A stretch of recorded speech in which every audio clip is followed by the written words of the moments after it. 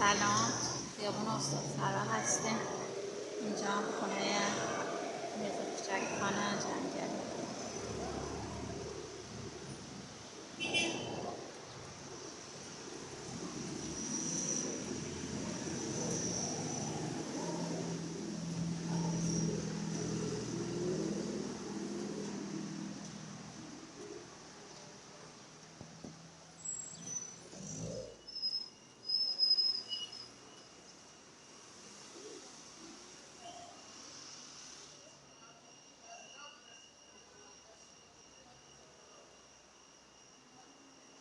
این هم یه تندیس بزرگ از میرزا.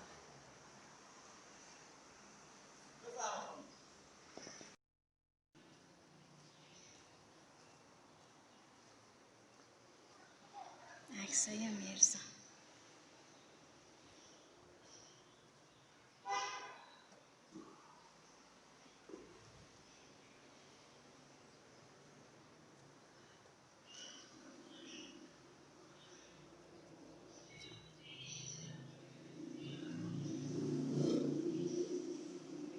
میرزا کوچک خان در جمع یاران نهضتی جنگل.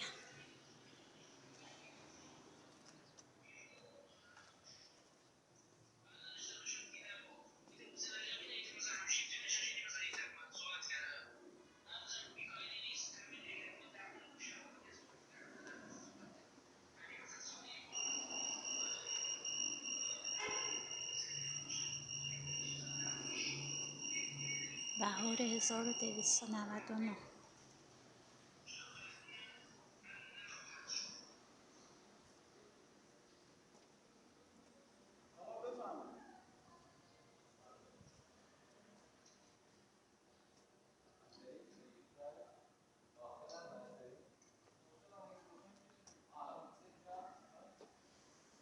حجت الاسلام یونس استاد سرایی.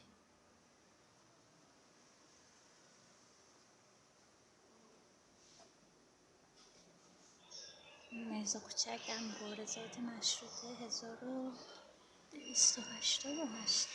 آره.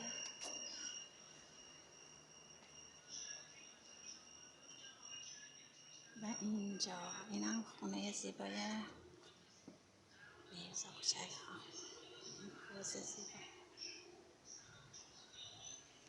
و البته از داخل مجموعه اجازه نمیدن که فیلم برداری کنم دیگه، به همینجا فیلم ختم میکنم.